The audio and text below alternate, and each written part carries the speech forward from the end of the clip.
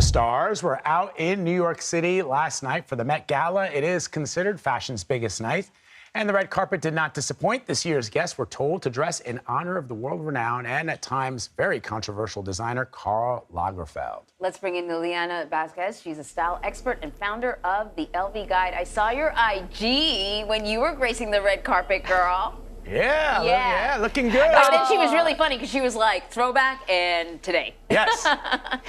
And today you look I was not looking so glamorous last night. So let's talk about who wore what, who was best dressed.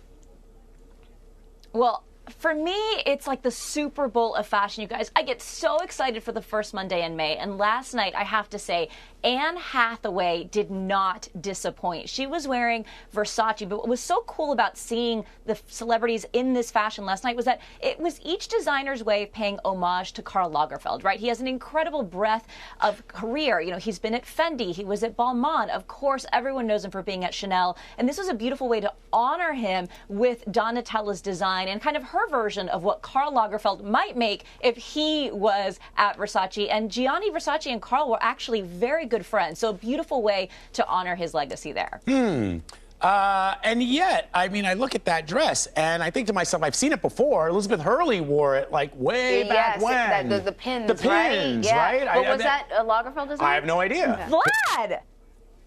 I am so impressed with your fashion knowledge. That's right. It's not the fashion knowledge. Have you seen Elizabeth Hurley? It's nothing to do with the fashion. What are you trying to say? Come on. It was seared into my young 29-year-old mind. But like it's seared into all of our brains. It was iconic. It was up there with iconic. Like the J-Lo dress, the green dress that J-Lo wore. It was iconic with like I mean that's what I remember. So it's just one of those dresses. And here we have the other end of the absolutely. spectrum. Sorry, go ahead. Yeah, and speaking of iconic, you guys, we've got to mention, I mean, Jared Leto showing up as Chopin, who's Karl Lagerfeld's cat. I mean, talk about a meme moment. That's what the Met is known for, right? Of course, it's fashion, it's highbrow, it costs, $300,000 to secure a table. But then you get Jared Leto on a red carpet dressed as a cat, but a Gucci cat nonetheless. And he wasn't the only one that showed up as a cat as well. Doja Cat also channeled her inner Chopin. Lil Nas X did interviews only by meowing. So it really brings out, of course, the very highbrow, but also the very what were they thinking when it comes to the Met Gala. And that's what's so fun about this event. It marries so many different industries. Of course, it raises so much money. Last year, it raised almost $18 million for the Costume Institute Gala at the Metropolitan Museum of Art. So a lot of money being raised, but also a lot of meme-worthy moments. But so let me ask you, Liliana. Right here. And I have to say, No, go ahead. Finish your thought. Sorry. I was going to say, and we can't not talk about Rihanna. I hope you were going to ask about Rihanna. Yes, it was on the tip of his tongue. It was yes. No, Rihanna looked amazing. She always looks great. I mean, lots of pregnant people looking phenomenal. Yes, Rihanna, Serena Williams. Who else did we see a baby bump? Karlie Kloss. Karlie Kloss, right? No, they were amazing, but it begs the question, and this is the only serious question I'll ask is, do any of these celebrities worry that this display of incredible art and fashion, which is what it is, but that it might turn the ordinary person off because they can't relate? I mean, you look at what Lil Nas X is wearing, and, most folks watching that are like, it may be art, but I don't relate to it in any way, shape, or form, even though I know it's for a good cause. Do any of the celebrities worried about that at all, or is it just like, hey, we're just having fun?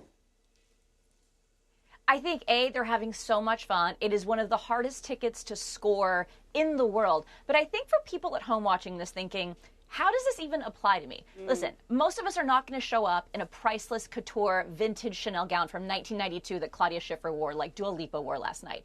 But we can pull inspiration from the carpet. For example, black and white is something we all have living in our closets right now. If you want to channel your inner honor of Karl, dress in black and white, add a black ribbon. Pearls are timeless. These are classic moments that we probably already have living in our closet now. And this is a great way for us at home who don't have access to this type of event to channel a little bit of that and bring a little bit of that glamour into our everyday. And that's what I'm always looking to do from these events is what can I pull that feels relatable and accessible to the everyday man and woman? And that's it right there. Black and white pearls and a velvet ribbon, you're good to go. Roger Federer for me. And a cat suit. You know, Roger Federer in the classic. When you wear a tuxedo. He wore a tuxedo. He looked fantastic. I'm going to bring my cat. Perfectly presentable, as my mother would say. I'm going to bring my cat everywhere. I want to know how that cockroach got an invitation to the red carpet, and Vlad and I Yeah, we didn't can't seem get cockroach to got to one. go. We didn't get to go. And how does Janelle Monáe, who I love, how does she sit in that dress? How does Janelle Monáe sit in that dress? Well, you know, there's some secrets once you get off the red carpet. Oh, Remember okay. Kim Kardashian took her whole dress off and changed? She couldn't wear that Marilyn Monroe dress the whole right, night. that's right. Yeah. Okay, we're getting a wrap. Oh, Lilia, it's always great talking to you. Lilia, you're the best. Lilliana Vazquez, thank you. Thanks, guys. Bye. Bye.